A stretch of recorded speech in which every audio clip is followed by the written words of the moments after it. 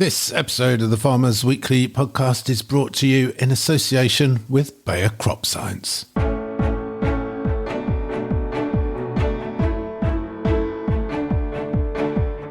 Police presence has been on site for a good few days now, and advice has been for the public to not approach the site due to the behaviour that's been seen, with death threats being reported. So we'll have to just wait and see what actually happens in the hands of the police and the authorities now. Travellers set up an unauthorised encampment in Hertfordshire as new planning rules face their biggest test yet. How arable growers could secure a fairer share from the cereal market. With the latest commodity prices, and we meet the dairy farmer raising money for the Sepsis Trust in memory of his father. Welcome to the Farmers Weekly podcast. I'm Johann. I'm Louise Impey. And I'm Hugh. Broom. Our top story, farmers in Hertfordshire have been left feeling vulnerable and frustrated after travellers set up an unauthorised encampment over the Easter weekend. Work has continued on the land in the village of Flamstead despite the local council issuing an emergency injunction for a breach of planning control. The situation has big implications for farmers elsewhere, as Louise found out when she spoke to one local farmer affected by the development. The site was a pasture field in the Chilterns National Landscape with the Hertfordshire Way running next door to it. So Thursday evening, the site was starting to be moved into with lorry loads of hardcore being delivered, and then that's continued over the weekend with reports of up to 100 lorry loads being delivered over the weekend. Trenching materials, diggers, bulldozers, all moved onto site, and it's been completely developed over that time. And now it's culminating in caravans and static caravans being moved onto the site. And quite a bit of threatening and intimidating behaviour, I believe. What's going to happen from here? Who knows really? We don't know. Police presence has been on site for a good few days now, and advice has been for the public to not approach the site due to the behaviour that's been seen, with death threats being reported, swearing, aggressive behaviour, don't block the lorries, etc. So we'll have to just wait and see what actually happens. It's in the hands of the police and the authorities now. And your farm is to one side of where this site is. How is it affecting your day-to-day farming activities, or is it or isn't it? We're slightly lucky in that we're slightly removed from the site, so it doesn't actually affect our routes in and out of the farm or our actual activity. The main thing we have to change is security on the place. A huge load of energy and effort involved in trenching, gateways, making sure vehicles are always locked up inside barns every night, because we know what comes from this, that there's going to be an increase in criminal activity, so we've just got to be as prepared as we can and as secure as possible. And there are some people who would say that, of course, they need somewhere to live, and why can't they have a camp or a settlement on land that's not being used for anything else? What would you say to that? Well, I'm not going to disagree with that people need somewhere to live. That's not what this argument's about. It's the completely illegal movement onto a greenbelt and AOMB site that was done without permission and knowingly without so. The development that's been done to it is, even if it can be stopped, it's caused irreversible damage to a nationally important landscape.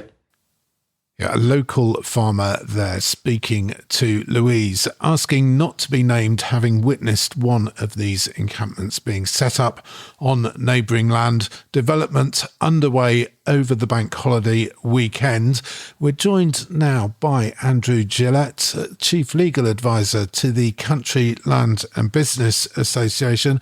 Andrew, welcome to the podcast. This sort of situation, we see it time and time again. Law-abiding people going about their daily business when all of a sudden an encampment sets up next door or even on their own land, and they feel powerless to do anything about it. They complain to the police. It turns out it's a civil matter.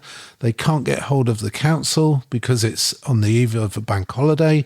Other than all of the usual sort of stuff of digging trenches, blocking gateways, securing property, is there anything else that people can do? It's also probably worth considering whether your insurance is up to date, and if you have legal expense insurance, whether that covers issues of trespass. So it's good to be aware of that in advance so that you can act quickly to prevent any build-up or escalation. So first off, unless there's a criminal aspect to the incursion, it'll be treated as a civil matter. And the offence of trespass is remaining or entering on land without a right to do so. So it's relatively simple, but when you contact the police, they're likely to say, I'm sorry, this is a civil matter. Now, that used to be the case up until 2022, when an act was passed amending the Criminal Justice and Public Order Act 1994, creating a new offence. And the new offence is the criminal offence of residing on land without consent in or with a vehicle. So that offence, there's a number of different hurdles, and I won't go over it in detail, but you basically, the person coming onto your land needs to be over 18, coming onto your land with the intent to reside with a vehicle, and you have to have requested them to leave, and they don't. On top of that, there needs to be significant damage or disruption. Andrew, there is some suggestion that people are actually purchasing land before moving on to it to get around these new trespass laws and then developing it. So what they're doing is developing their own land without permission, which is a planning issue rather than a trespass issue. That's a different matter, and we're hearing that from our members far less frequently. Where you purchase the land, you're not seen as a trespasser. Obviously, if you come onto your land and start putting down hardcore. And so it's a planning matter that then is the councils to take enforcement action if anyone is acting outside of the planning regime and putting down hardcore.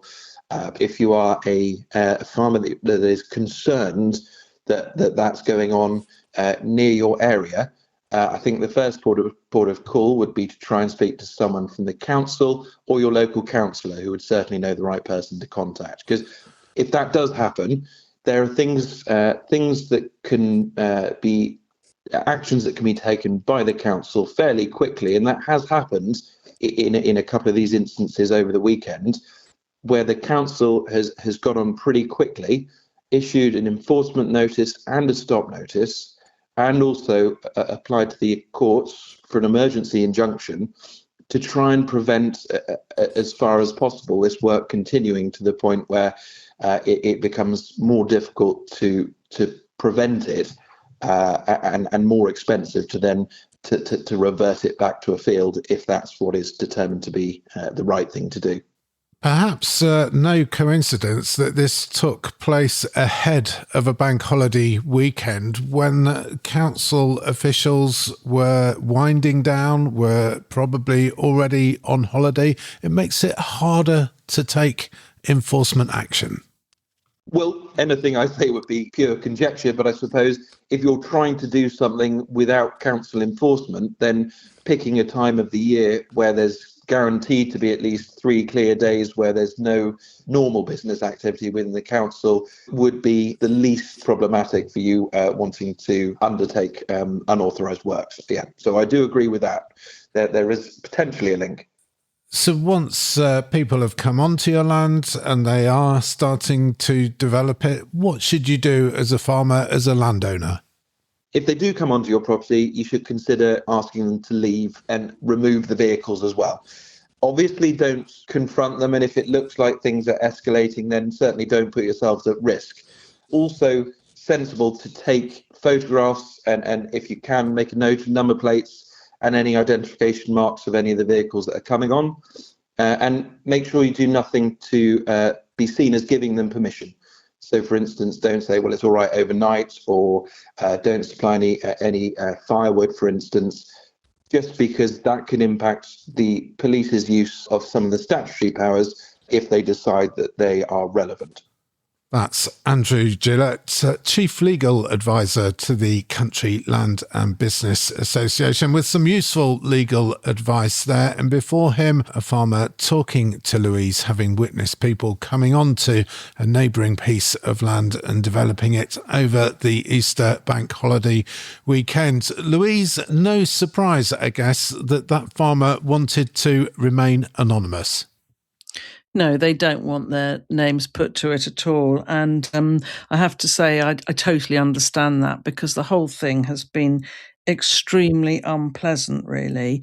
The atmosphere is very hostile, very threatening. It's been hugely disruptive to that village and to the local area. You have to remember, of course, that it's the school holidays as well. So you had lovely weather this week. You had children out on bicycles, riding ponies, walking dogs, and they were coming across this very nasty situation, and really the whole area has become a bit of a no-go zone. I mean, there has been a police presence there; it's still there. No arrests have been made, which I think has angered some of the local residents because, vehicles have been damaged, including a police car. A lot of trees have been chopped down simply to get these big static homes onto the site, and just general trespass and real violence. I think it's been really violent and really unpleasant. So no, of course they're not going to want to put their names to it. There are a couple of farmers really concerned about their livestock because they've got ewes in fields that are going to lamb any day now, and they haven't been able to get to them every day and check on them because the way is barred. And when someone's brandishing a metal bar and making threats, you do tend to get yourself out of the way fairly quickly. And these situations, Hugh, not as straightforward as they might first appear, especially in cases where people have purchased land and then move on to it and then start developing it. It's a planning issue then, not a trespass issue.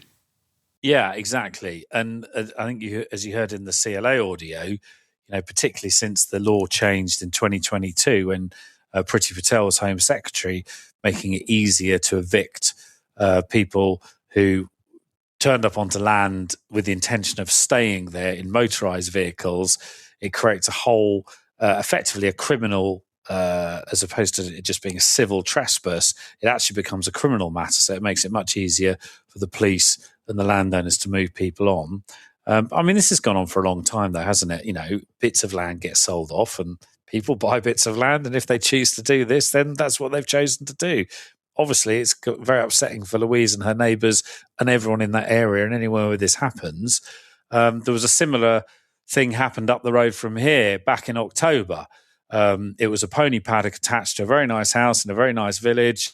The person that owned the pony paddock in the very nice house decided they'd had enough of owning it, so they sold the paddock and probably sold it with the intention of, Mr. Miggins was going to graze his pony in there and he's a very nice chap. And then a year later, the same roadshow, the slick operation turns up and they put the fences up, put the hardcore in, move in the mobile homes, job done. So, yeah, it's a planning issue, isn't it? Look, it's about the whole enforcement thing. And I think where people get really cross about this is that the councils just do not have, they're dead right. Do it on the weekend. No one's going to come out. The councils have barely got the blooming resource to manage during the normal working week, let alone over Easter weekend or any other time. And what really winds people up is when they're abiding by the system, they're abiding by planning regulation. If anything, those people, normal businesses that are based in the same farm premises for many, many years, they are sitting targets. Should planning wish to come and enforce, that has an impact on their business. Now, these guys are very clever in terms of how they'll set up the ownership of the land. So it makes it really hard for them to find the actual owners and all of that goes on. But what really winds people up is the enforcement just isn't happening. Where's the Environment Agency to come and check that there's waste transfer on all the rubble that's going in? And that's all been dealt with in the correct matter. They'll soon come onto my farm and tell me that this is wrong by a ditch or this is going wrong, or they'll have a visit, people will say. But where are they when you want them on Maundy Thursday evening or on Good Friday when they should be stopping those lorries? And actually, the irony with the environment agencies, they've got more powers than anyone to seize goods, to seize property, to gain entry, to make people do things. So it is a real test here of how effectively ineffective these agencies can be. And even though they put the stop order in, you can understand why in some ways they do drag their feet because they don't have the resource to be able to do this properly. So, yeah, it is a real pickle. It's a real muddle. Perhaps once again, we need to look at the law and look at the way the planning regulation works, look at the way the High Court injunction system with relation to these incursions works, so that it doesn't happen. But to do that will take time, and ultimately it will take money. And, these guys, they're entrepreneurs, they're taking a chance, and you can see why they do it, because they know that they can get away with it and they can string it out, and the local authorities will take forever to do anything. There's so much history of this all over the country where there's just not the action because there isn't the resource there to put the action in place. The Farmers Weekly Podcast. And now a special welcome to this week's podcast partner, Rachel Banks from Bayer Crop Science. Rachel, welcome to the podcast. We're going to talk about what's happening in the field this spring. Cereal crops looking good. We had a solid start last autumn, but all this mild, wet weather we've been getting, the perfect storm for diseases like septoria, mildew and eye spot. But you've got a new Bayer Crop Science product to help us out. Yeah, that's right. So Vivalis is our new early season T1 fungicide. It's designed to handle this exact kind of heightened disease stress. It's a mix of the newer SHI active called Iblon and the established azole prothioconazole. And as well, it's approved for use on wheat, barley, oats, and we've got some other cereals on there as well. So it works against these foliar diseases like septoria, powdery mildew, all those nasty stem diseases we see too much of. Yeah, exactly. But its real strength here is how it tackles rusts, including actually the YR15 strain that has been quite a big concern for winter wheat growers this season. So if we get into the science a little bit then, there's a really interesting component to the molecule structure that supports its efficacy. Yeah, so the Iblon component of Vivalis has this unique molecular feature at its core. It's called a nitrogen cyclopropyl ring. It's kind of like a turbocharger. So it boosts the fungicide's own power, often referred to as its intrinsic ability, which means that you get really reliable performance against a broad spectrum of diseases, even when the weather and other conditions are really quite changeable.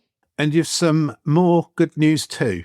Yeah, so thanks to a lot of work at a regulatory level, we can now use all Iblon formulations, including Vivalis, across the same field season after season. So Vivalis is a really robust tool using some quite smart molecular tech in it to keep out those tough rust strains.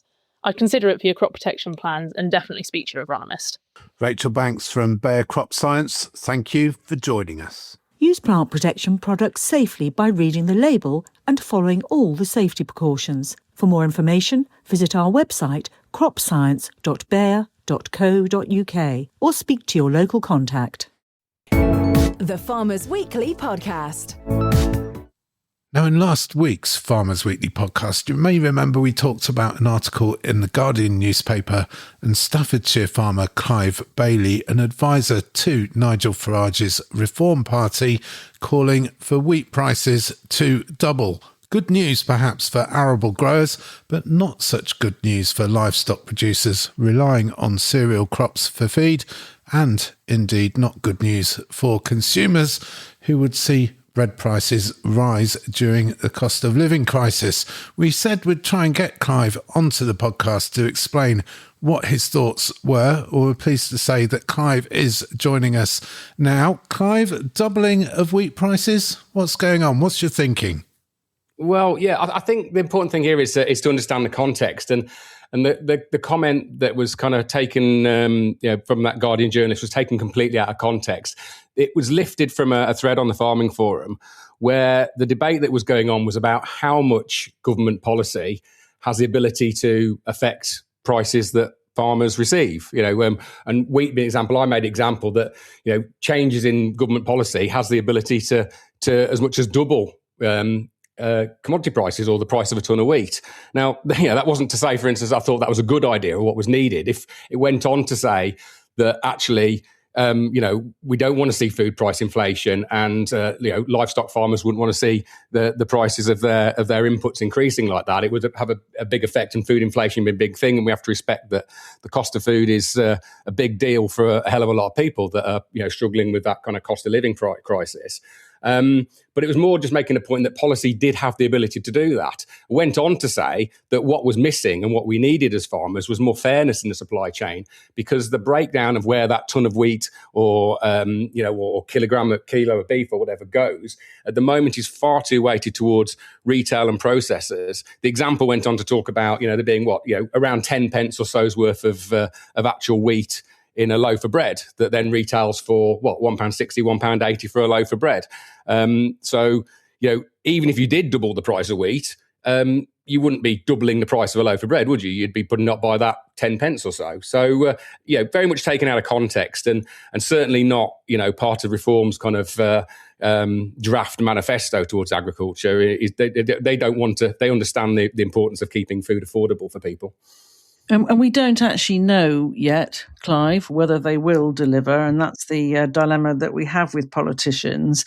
But going back to what you said about being sustainable and profitable, yours is an arable farm, isn't it, Clive? And this is a particularly tough time.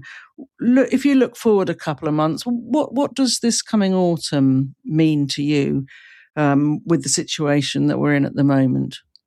Well, we're in a crazy situation right now, aren't we? I mean, with what's gone on in the Middle East right now, we've got a crazy situation where it's not, never mind kind of overall farm profitability or net margin point of view, just in a gross margin terms, if I was to plant wheat this autumn with current commodity, current wheat prices versus current fuel and fertilizer prices, I would be knowingly planting at a loss. So I'd be purely gambling on the fact that the prices will rise. That's not really a great way to run a business, but that's where we find ourselves right now. I mean, it's arable and certainly combinable crop farming at the moment is just, fundamentally just not sustainable, isn't it?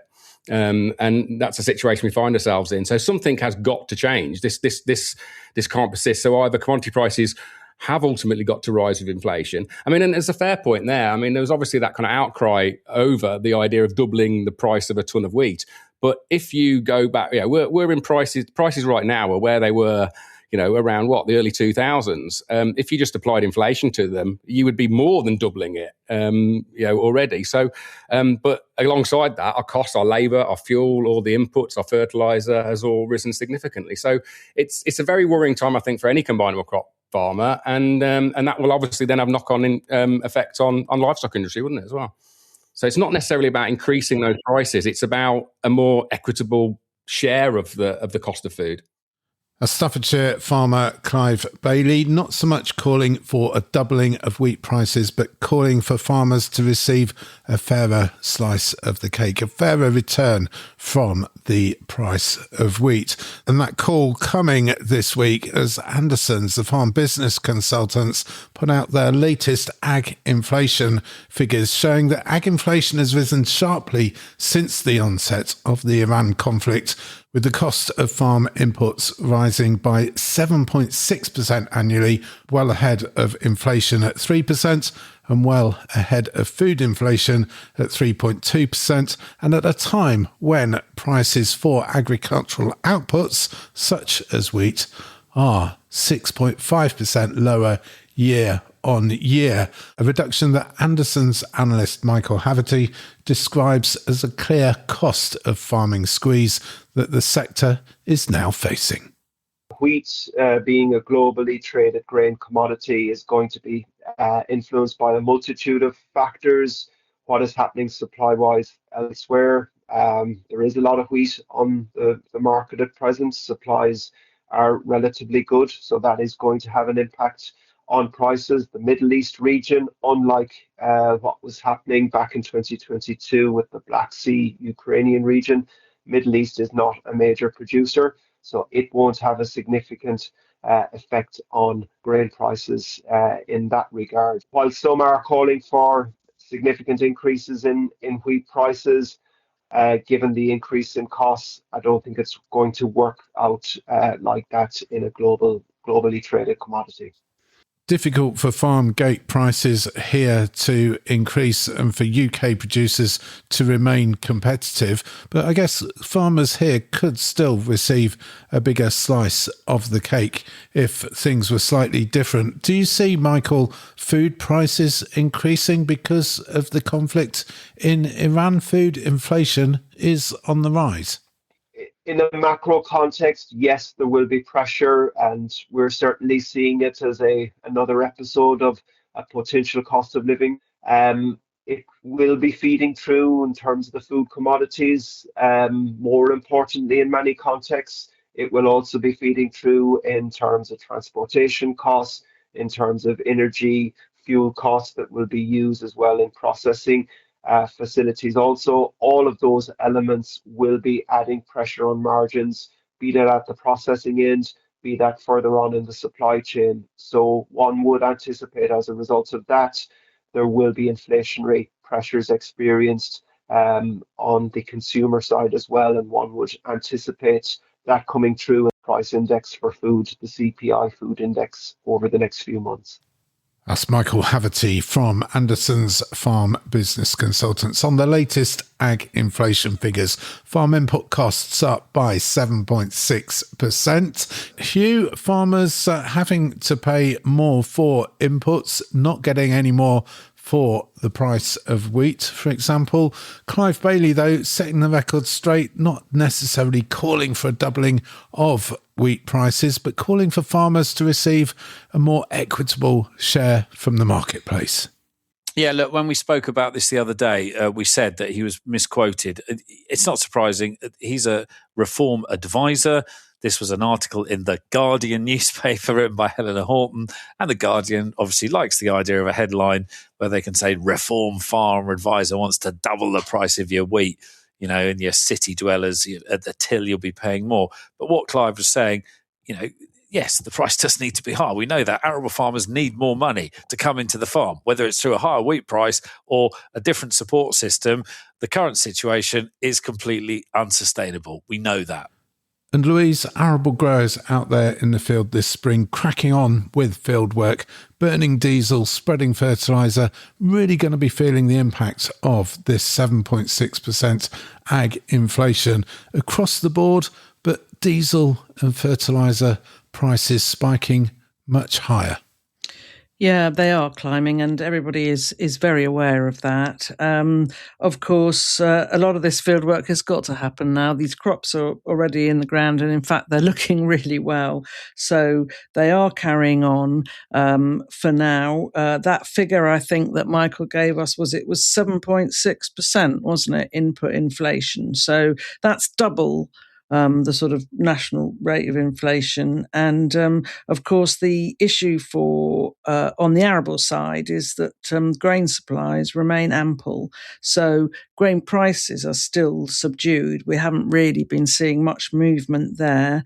Nitrogen prices are sort of settling a bit. I mean, £500 plus per tonne. One of the good things I think that has come out of this period is that the AHDB is now publishing weekly fertiliser prices on its website. So it's possible to really keep up to date with that and see how things are moving or not moving, whatever the case may be.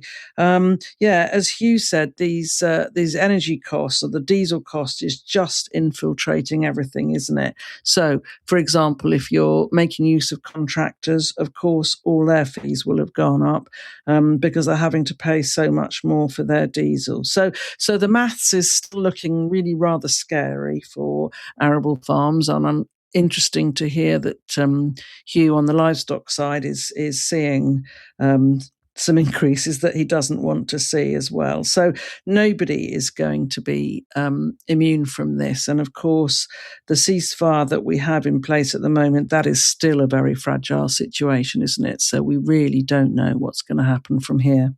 Louise, that is the thing, isn't it? It's what's going to be happening in 6 months' time, because as Hugh says, and as you said yourself, many farmers out there on the arable side at least are sorted for fertiliser, but come the autumn, they will be looking again at budgets and looking at rotations and thinking, are we going to put crops in the ground, or do the maths just not stack up?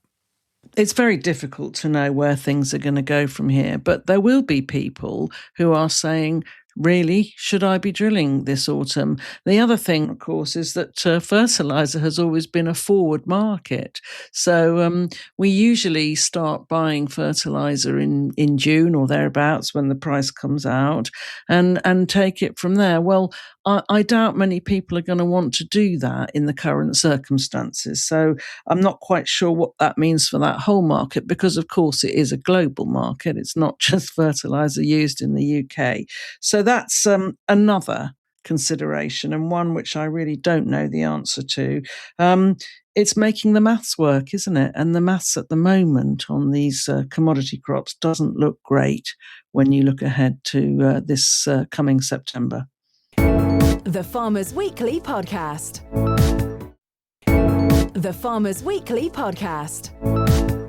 You're listening to the Farmers Weekly Podcast. Welcome along wherever you're listening to us from. You can email us podcast@fwi.co.uk. And if you're in the UK itself, you can message us by texting the word farm followed by a message to 88440. Louise, fieldwork cracking on this week. We've mentioned it already. And the hottest day of the year so far on Wednesday. Things are looking up. Yeah, they are looking up, aren't they? We've had some lovely weather, and doesn't it make everybody feel better about themselves? Who knows whether this is now the start of a dry spell? We'll have to wait and see on that one. But I know there's quite a few people who are convinced that it is just going to go very dry again, like it did last year. And then, of course, that creates its own set of issues. But we'll see if that's the case or not. I'm not quite sure what the weather's been like down with you, Hugh, but I expect you've been very busy too. 25.8 degrees on our farm weather station on Wednesday. The screen keeps flicking on rain and flicking off rain. There was a reasonable bit of rain meant to be coming on Saturday, but that seems to, I don't know. There is some rain swimming around in the south, but I don't think it's going to be as bad. I hope it's not as bad as it previously was and gets really dry. But yeah, we had a very hot week. And then suddenly the temperature is starting to drop. So it's up and down, causing chaos with calves in sheds because 1 minute it's -2 and the next minute it's 25 degrees. And that's never a good thing. Never a good thing for you, Hugh, but there is some good news for beavers this week on arable farms, Louise. Well, I don't know about that, but there has been a release of some beavers on an estate in Bedfordshire. I think they have to go into a pen and into a certain enclosure, and it's all monitored. I have been out actually to other farms where there are beaver enclosures in place, and they've been very delighted with the work that they're doing and the environment that they are creating. So I think we're going to see and hear a lot more of this. I'm sure that the enthusiasts now are really going to pick up the pace. It's an interesting topic. It's not one I know a huge amount about, but I'm sure that there are people who will let us know what they think. Well, they've got plenty of problems in Scotland with them, Louise, where they're eating lots of trees, which is obviously what beavers do. My big thing with the whole reintroduction thing, and I always say this, is look at the smaller, less innocuous stuff. All of the, whether it's wolves, sea eagles, I mean, you can't lamb sheep in the northwest of Scotland now because the sea eagles will eat all your lambs. Wolves would be a good idea because they'd eat everything, including people. But actually, everyone always wants to pin, they always want a big headline, a big animal, a wolf or a beaver or a leopard or whatever, okay, a big cat. But actually, what we should look at, and the EFRA committee, when Sir Robert Goodwill chaired it a few years ago, they did a report and they basically said, look at some of the plant stuff. Actually, you can get much more bang for your buck in terms of biodiversity and habitat enhancement if you look at reintroducing some plant species. And we had a little bit of a debate here in Surrey the other year where they were talking about beaver reintroduction, or should we look at water voles? And I said, actually, we can do water voles a lot cheaper and spread a lot more love and affect a lot more habitat and environment than we can with 3 beaver compounds in one county. So it's actually look at the less sexy stuff because you'll get more bang for your buck. You might not get the headlines and the crazy city dwellers that think seagulls and wolves are going to bring wonders to all of us, but you will get more bang for your buck in terms of habitat and biodiversity. Beavers and biodiversity, good for the bottom line. What about this week's commodity prices though, Hugh? What's going on there? Thank you very much, Johann. Finished steer deadweight just edges up 0.1 of a penny, 636.1, up from 636 last week. The 636 dead last week. The live weight is 365.5. That drops back about 8 pence on the week. Sheep prices just cooled slightly as well.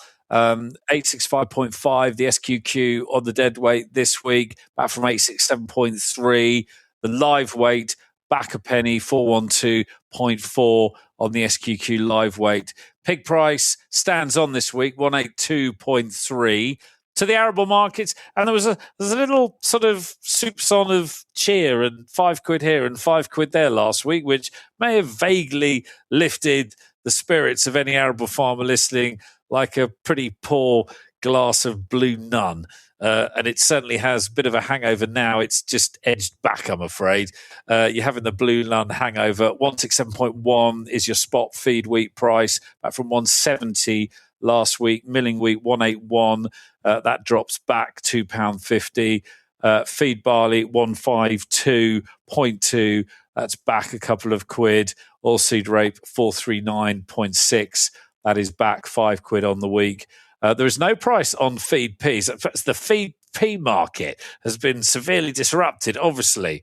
Last week it was £210, but this week it's a blank. So I'm not quite sure what's happening in that market. But the feed beans are 173.7. They've dropped back massively, actually, from 214.9 last week. So some cheap protein there if you're after some feed beans and you're feeding cattle. Diesel price craziness continues, 123.66, according to the Wednesday morning ring round.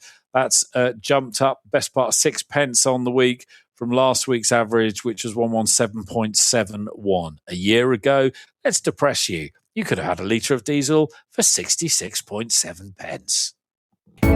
The Farmers Weekly Podcast. The Farmers Weekly Podcast. And finally, Welsh dairy farmer Ross Edwards is running the London Marathon this month in memory of his father Hugo, who died last year of sepsis. Sepsis is a life-threatening condition which can affect anyone following an infection, but farmers are especially at risk. Ross is running to raise money for the Sepsis Trust, and I caught up with him and asked him about his dad. Dad's just a working farmer, busy man like all of us. He had a wound on his leg. We think that's where the sepsis came from, really. Never a fan of going to hospitals or seeing doctors. And he felt a bit poorly, which he quite often grumble about being poorly but wouldn't do anything about it. But this one day, I think I was in market on the day I came back, and I could see he was really, really quite poorly now by the time I got home, and called the ambulance out and got into hospital. They were quite quick then, but it just went downhill from the moment he got into hospital, really. And, unfortunately, he never came out.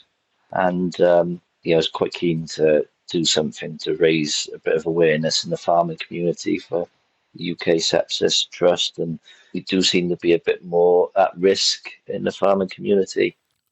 Well, fair play for running a marathon to raise money for the Sepsis Trust, Ross, but there are easier ways to raise money. Yeah, I'm going to try and soak the atmosphere and just get around, really, is the aim. And for Farmers Weekly podcast listeners who might want to make a donation, how can they do that? Yeah, I've got a Just Giving page. It's under Ross Edwards. Yeah, raising money for the Sepsis Trust. If any donations at all, would help a lot. to support the UK Sepsis Trust, really. And we'd be very grateful for anything anyone could give. Well, we will put a link to that Just Giving page on the show notes page of this episode of the Farmers Weekly podcast, so anybody who wants to make a donation can do so. Best of luck with the marathon, Ross. And as Ross says, farmers are more at risk of sepsis, and it can be fatal unless you take action. Joining us now is Ron Daniels, founder and chief medical officer of the Sepsis Trust. Ron, welcome to the podcast. Why are farmers more at risk of sepsis? So sepsis can affect anyone from the smallest baby to the oldest adult, but there are certain groups that are at increased risk compared with other groups. And those working in rural communities, particularly in the farming industry, are at particular risk.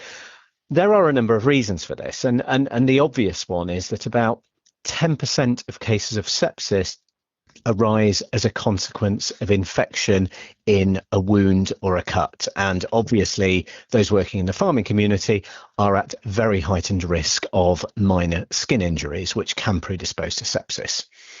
But the second is the sort of the resilience of those working in the farming community, the need to be out there, to be working, to look after the crops, the livestock. And with that brings a reluctance to access healthcare. And I know from when I used to work in A&E in Shrewsbury that presentations of those from the farming community tended to be later than those from other industries. So it's this sort of desire to carry on, the desire to prioritise the work that needs doing, and perhaps sometimes not to think so much about one's own health, that means people from the farming community tend to present a bit later. And then further to that, there's the geography.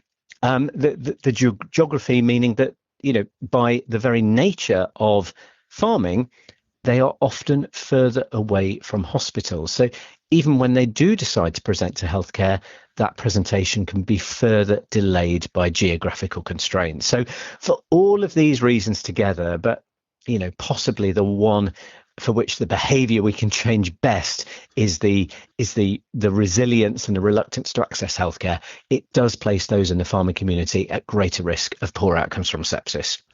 And sepsis can come on quite quickly and take people by surprise. But what should people be looking out for? So, the first thing is to be aware of the risk of infection. So I've talked about minor injuries, they're commonplace on the farm. And, it's important that wounds be kept clean and dry where possible. So they should be covered if there's risk of contaminated fluids making contact with the injury. But when that risk is reduced, for example, in the house, then they should be left open to the air so that they can heal healthily and in a dry environment. So, and other infections such as urinary tract infection, pneumonia, many are aware of the symptoms of those. So it's being aware that you might have an infection to start with and taking the steps you can have to reduce the risk of those infections. But if you are deteriorating, there are some things to look out for. The first and most important thing to say is to trust your instinct. Listen to your body and trust your instinct. If you feel that something really doesn't feel right, then the first step would be to go to 111 or make an appointment to see the GP and just ask the question, could it be sepsis? But if you're worried that you or a loved one are seriously ill, there are 6 key symptoms to look for, and they spell the word sepsis. S for slurred speech or confusion, E for extreme pain in the muscles or joints, P for passing no urine, no water in a day, S for severe breathlessness, I for it feels like I'm going to die, and people really do say that. And then the final S for skin that's mottled, discoloured or very pale. Any one of those 6 and it goes straight to hospital. So that's immediately to hospital, not tomorrow morning, not when you've completed the next task on the farm, but right now, because sepsis can develop very rapidly, as you say, and every hour can make the difference between life and death.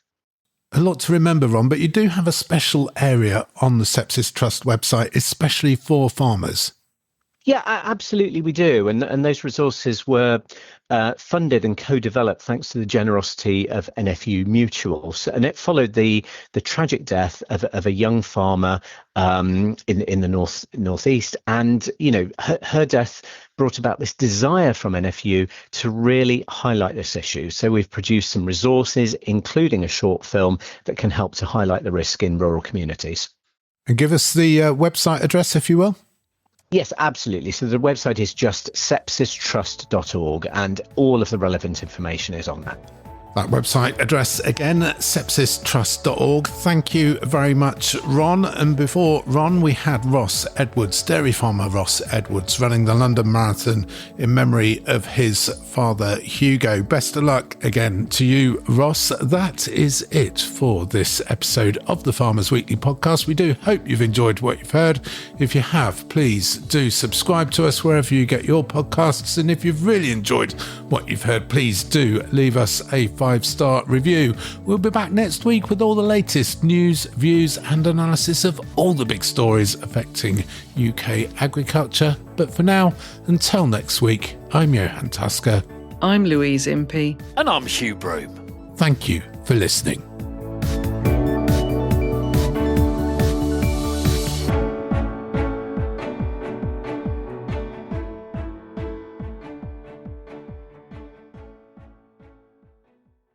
This episode of the Farmers Weekly podcast was brought to you in partnership with Bayer Crop Science.